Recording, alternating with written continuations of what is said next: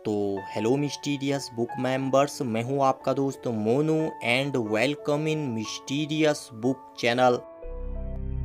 WWE pro wrestling जगत की बहुत बड़ी कंपनी है। यहाँ के फाइटर्स को कई प्रकार के निकनेम भी दिए जाते हैं। नाम से ही व्यक्ति के बारे में बहुत कुछ पता चलता है। स्पेनिश में सी का मतलब हाँ होता है, तो वहीं अंग्रेजी में इसका मतलब देखने से होता है। अंग्रेजी के शब्दों के मीनिंग बहुत सारे होते हैं। आज हम आपको WWE सुपरस्टार्स के निकनेम के हिंदी ट्रांसलेट बताने वाले हैं। कुछ सुपरस्टार्स के हिंदी ट्रांसलेट को सुनकर आपको हंसी भी आ सकती है। अभी मजा आएगा ना भिड़ो। और दोस्तों, इन सुपरस्टार्स के निकनेम का मीनिंग कुछ और ही होता है। अबे जल्दी बोल, कल सुबह पनवेल निकलना है। तो देर किस बात की, सीधे खोलते हैं मिस्टीरियस बुक को और जानते हैं रेसलर्स के निकनेम के बारे में।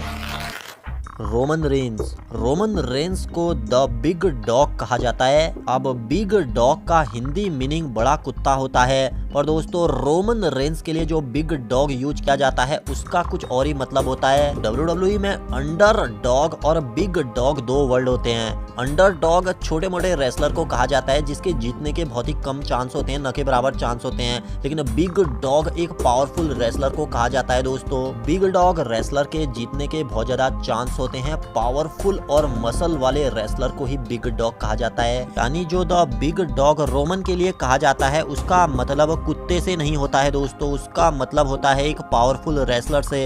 अब हम आपको कुछ अन्य रेसलर्स के बारे में भी बताएंगे दोस्तों, जैसे कि स्टोन कोल्ड कहा जाता है। अब स्टोन कोल्ड का मतलब तो होता है ठंडा पत्थर, और स्टोन कोल्ड यानी जो स्टीव ऑस्टिन थे उनके लिए जो स्टोन कोल्ड का कुछ और ही मीनिंग होता होगा दोस्तों, शायद इसीलिए WWE की तरफ से उन्हें वह नाम दिया गया होगा। बेकी लिंच को द मैन कहा जाता है, यानी आदमी कहा जाता है, जबकि वह महिला है दोस्तों। अब द मैन उनके लिए किसी और मीनिंग के हिसाब से यूज किया जाता होगा। रोंडा राउजी का जो निकनेम है वह baddest women on the planet है। अब baddest women on the planet का हिंदी मीनिंग तो होता है ग्रह की सबसे बुरी महिला, लेकिन अब रोंडा राउजी के लिए यह जो यहाँ पे निकनेम है इसका कुछ और ही मीनिंग होता होगा। ड्रू मैकिंटायर का निकनेम है स्कॉटिश साइकोपैथ। अब स्कॉटिश साइकोपैथ का अगर हम हिंदी करेंगे तो स्कॉटलैंड का पागल आता है, लेकिन स्कॉटिक साइकोपैथ का कुछ और मीनिंग होता होगा, शायद इसीलिए ड्रू मैकिंटायर को यह निकनेम दिया गया होगा। डॉल्फ जिगलर के लिए शो ऑफ एक निकनेम यूज किया जाता था दोस्तों। अब जो शो ऑफ का मीनिंग होता है दिखावा करने वाला, लेकिन डॉल्फ जिगलर के लिए कुछ और मीनिंग होता होगा। अंडरटेकर की बात करें तो डेडमैन को डीमन ऑफ डेथ वैली कहा जाता था।